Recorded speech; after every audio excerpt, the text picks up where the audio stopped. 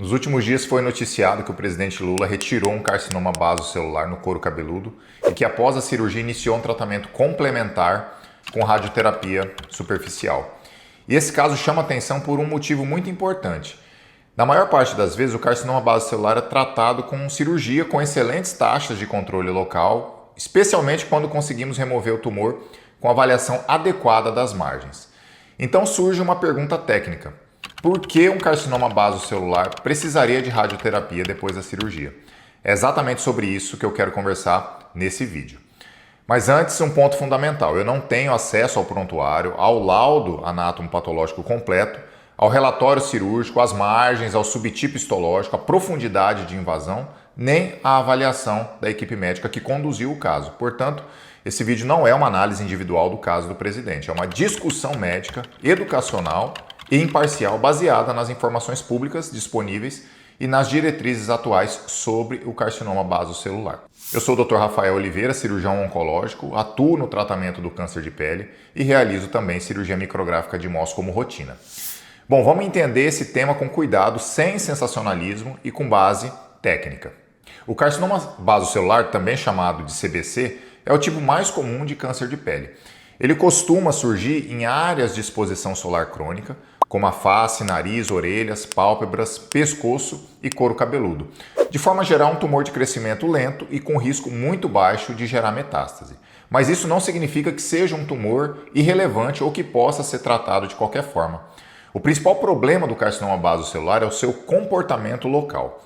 Ele pode crescer de maneira infiltrativa, invadir tecidos adjacentes, destruir estruturas importantes e causar deformidades significativas, principalmente quando está localizado em áreas nobres da cabeça e do pescoço. No couro cabeludo, dependendo do tempo de evolução, do subtipo histológico e da profundidade, o tumor pode se aproximar ou invadir tecidos mais profundos, como o subcutâneo, a galha, periósteo e, em situações mais avançadas, até o osso. Então, embora muita gente ouça carcinoma basocelular e pense em algo simples, a verdade é que o tratamento precisa ser individualizado. O tratamento principal do carcinoma basocelular, na maioria dos casos, é a remoção cirúrgica completa. E aqui existe um ponto essencial. Não basta apenas retirar aquilo que é visível a olho nu. O objetivo oncológico é remover completamente o tumor com margens livres, preservando o máximo possível de tecido saudável. Isso é especialmente importante como regiões de nariz, face, pálpebras, lábios, couro cabeludo e pescoço, como eu já falei.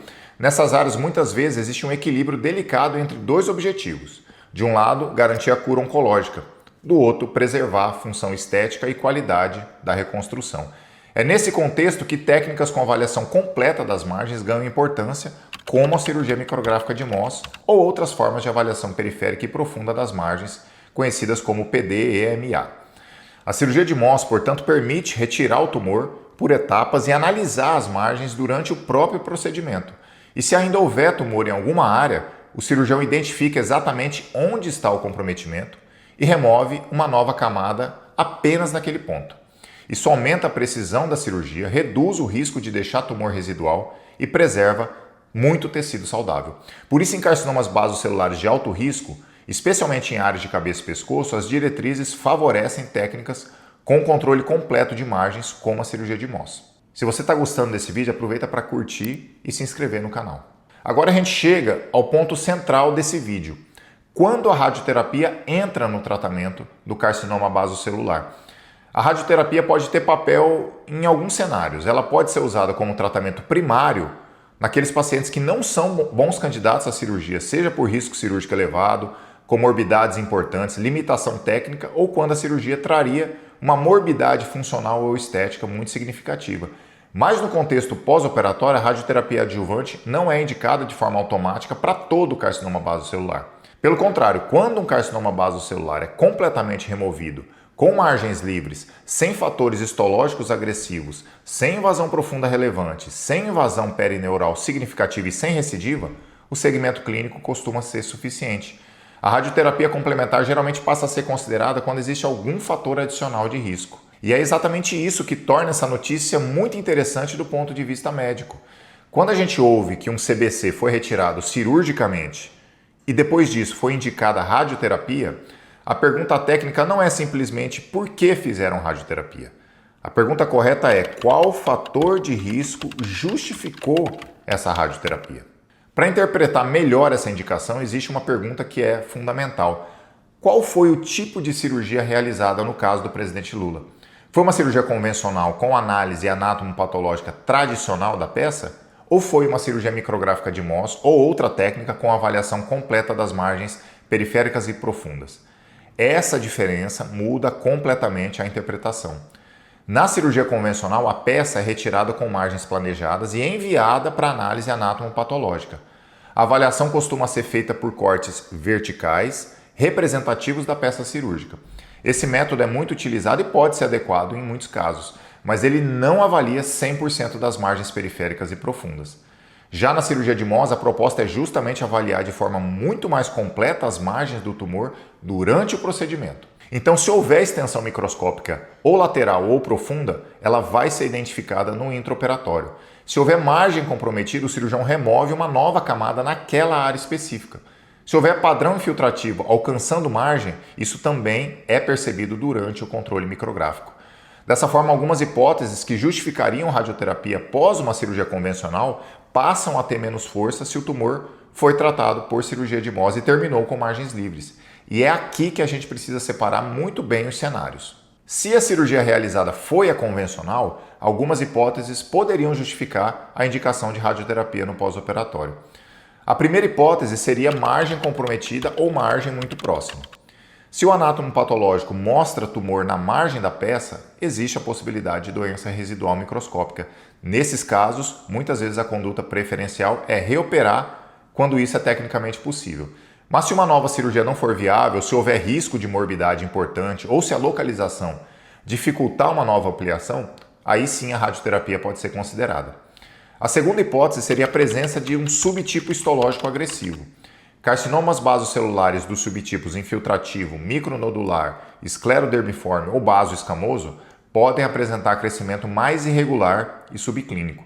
Ou seja, o tumor pode se estender além daquilo que é visível externamente. Em uma cirurgia convencional, especialmente em áreas de alto risco anatômico, essa característica aumenta a preocupação com doença residual microscópica, principalmente se a análise das margens não foi completa. A terceira hipótese seria invasão perineural microscópica descrita no laudo anatomopatológico. A invasão perineural significa que células tumorais foram identificadas envolvendo ou acompanhando estruturas nervosas. Isso pode aumentar o risco de recorrência local, especialmente quando envolve nervos de maior calibre, estruturas abaixo da derme ou sinais de extensão mais profunda. Então, em um cenário de cirurgia convencional, margens próximas, subtipo agressivo ou invasão perineural podem levantar a discussão sobre tratamento complementar com radioterapia. Mas aqui vem o ponto principal. Se o paciente foi tratado com cirurgia de Mohs e as margens foram completamente liberadas durante o procedimento, essas hipóteses, margem comprometida, extensão microscópica periférica e subtipo agressivo nas margens, seriam, em tese, detectadas e tratadas durante a própria cirurgia. Por isso, nesses casos, a indicação de radioterapia apenas por essas razões ficaria menos evidente, a não ser que existam outros fatores adicionais que não foram divulgados. Agora, existem situações que continuam sendo relevantes mesmo quando a cirurgia de Mohs é realizada. A primeira é a invasão profunda importante. Olha só, no couro cabeludo isso merece muita atenção. A pele do couro cabeludo tem uma relação anatômica próxima com o subcutâneo, galha aponeurótica, periósteo e calota craniana. Se um carcinoma basocelular invade profundamente e ultrapassa planos superficiais, aproxima-se do periósteo ou acomete estruturas profundas, a discussão muda. Porque mesmo que as margens tenham sido controladas, a profundidade de invasão pode indicar um comportamento mais agressivo e justificar discussão multidisciplinar sobre radioterapia complementar. A segunda situação é envolvimento perineural mais extenso ou clinicamente relevante. Aqui é importante diferenciar uma pequena invasão perineural microscópica, eventualmente encontrada no laudo, de uma disseminação perineural mais significativa. Quando há envolvimento de nervos calibrosos, nervos profundos, sintomas neurológicos, alteração de sensibilidade, dor neuropática ou suspeita radiológica de disseminação perineural, a radioterapia passa a ter um papel mais relevante. Nesses casos, mesmo após cirurgia com controle total de margens, pode haver indicação de tratar trajetos neurais ou áreas de maior risco. A terceira situação é doença localmente avançada. Alguns carcinomas basocelulares, embora raramente metastatizem, podem se tornar localmente muito destrutivos. Tumores grandes, recidivados, infiltrativos, profundos ou envolvendo estruturas nobres podem demandar tratamento multimodal. A quarta situação é tumor recidivado ou previamente tratado. Um carcinoma basocelular que já foi operado antes, que recidivou ou que surge em áreas de cirurgia prévia, pode ter margens clínicas menos definidas, fibrose local e maior complexidade para o controle completo. A quinta possibilidade é uma decisão individualizada da equipe multidisciplinar. Idade do paciente, comorbidades, extensão da reconstrução, qualidade dos tecidos, possibilidade de nova cirurgia, preferência do paciente e avaliação conjunta entre cirurgião, patologista e radioterapeuta pode influenciar na conduta. Dessa forma, mesmo se a cirurgia realizada tiver sido cirurgia de Mohs, ainda existem cenários em que a radioterapia pode ser considerada. Mas, novamente, esses cenários geralmente envolvem fatores adicionais de maior risco. Repito, profundidade, invasão perineural relevante, doença avançada, recidiva complexa ou limitação para novas abordagens. As diretrizes atuais reforçam que o tratamento do carcinoma basocelular deve ser guiado por estratificação de risco. Fatores como localização, tamanho, bordas clínicas, se é um tumor primário ou recidivado, se o paciente é imunossuprimido, subtipo histológico, invasão perineural e profundidade de invasão mudam completamente a conduta. Pelo guideline do NCCN, tumores localizados em cabeça e pescoço são classificados como de maior risco anatômico, independentemente do tamanho, justamente pela maior chance de recorrência e pela importância funcional e estética dessas regiões. Para carcinomas basocelulares de alto risco, a cirurgia micrográfica de Mohs ou outra técnica com avaliação periférica e profunda completa das margens é considerada abordagem preferencial. Já a radioterapia pode ser discutida em situações selecionadas, como pacientes não candidatos à cirurgia, margens positivas quando nova ressecção não é viável, doença localmente avançada, envolvimento perineural extenso ou situações em que a equipe multidisciplinar entenda que há risco aumentado de recorrência. Então, qual é o ponto central dessa discussão? O ponto não é dizer que a radioterapia está certa ou está errada.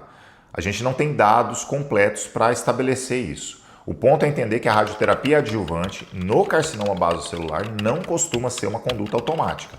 Ela geralmente pressupõe algum fator de risco adicional. E nesse caso específico, esse fator não foi detalhado amplamente nas notícias disponíveis.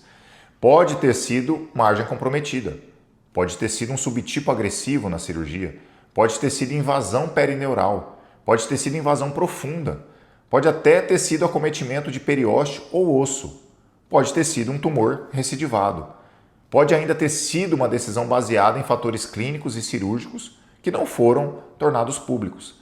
Mas sem o laudo completo, sem o relatório da cirurgia e sem saber qual técnica foi utilizada, não é possível concluir o motivo real da indicação. Por isso a postura mais correta é técnica e prudente, não julgar a conduta, mas usar o caso para explicar como o carcinoma basocelular deve ser avaliado e tratado. Para os pacientes, esse caso deixa uma mensagem muito importante. Carcinoma basocelular não deve ser tratado como uma simples feridinha. Lesões que não cicatrizam, casquinhas recorrentes, áreas que sangram com facilidade, feridas persistentes no couro cabeludo, na face, no nariz ou nas orelhas precisam ser avaliadas. Quanto mais precoce o diagnóstico, menor tende a ser a cirurgia, menor a reconstrução necessária e maior a chance de preservar o resultado funcional e estético. E quando o tumor está em áreas delicadas, como o couro cabeludo, como a face, a escolha da técnica de tratamento faz muita diferença. Não é apenas retirar a lesão, é retirar com controle oncológico adequado. Para os colegas médicos, esse caso também reforça um ponto essencial. Carcinoma basocelular precisa ser estratificado. Nem todo CBC é igual. Um carcinoma basocelular superficial pequeno, bem delimitado, em tronco, é completamente diferente de um carcinoma basocelular em couro cabeludo, face, nariz, pálpebra ou orelha. A localização anatômica, o subtipo histológico, a definição das bordas, a profundidade de invasão, presença de recidiva, o status das margens e invasão perineural são fatores que mudam a conduta. Em áreas de alto risco, técnicas com avaliação completa de margem, como a cirurgia micrográfica de Mohs, devem ser consideradas com bastante atenção. E a radioterapia deve ser entendida como uma ferramenta importante, mas para cenários bem selecionados. ela não substitui uma boa indicação cirúrgica. Ela complementa o tratamento quando existe um fator de risco que justifique sua abordagem. Então, resumindo, o carcinoma basocelular é o câncer de pele mais comum que a gente tem e na maioria das vezes é tratado com cirurgia. Quando localizado no couro cabeludo, também em áreas da cabeça e do pescoço em geral, merece atenção especial por estar em uma região de maior risco anatômico. A cirurgia micrográfica de Mohs tem papel importantíssimo nesses casos, principalmente quando há fatores de alto risco. Já a radioterapia após a cirurgia não costuma ser rotina. Quando ela é indicada, geralmente existe algum fator adicional, como margens comprometidas ou impossibilidade de novas ressecções e os outros fatores que eu mencionei durante todo esse vídeo. Como a gente não tem acesso às informações completas do tratamento do presidente Lula, não cabe afirmar se a indicação foi correta ou incorreta. Mas cabe usar esse caso para lembrar que câncer de pele precisa ser tratado com seriedade, com técnica e com individualização.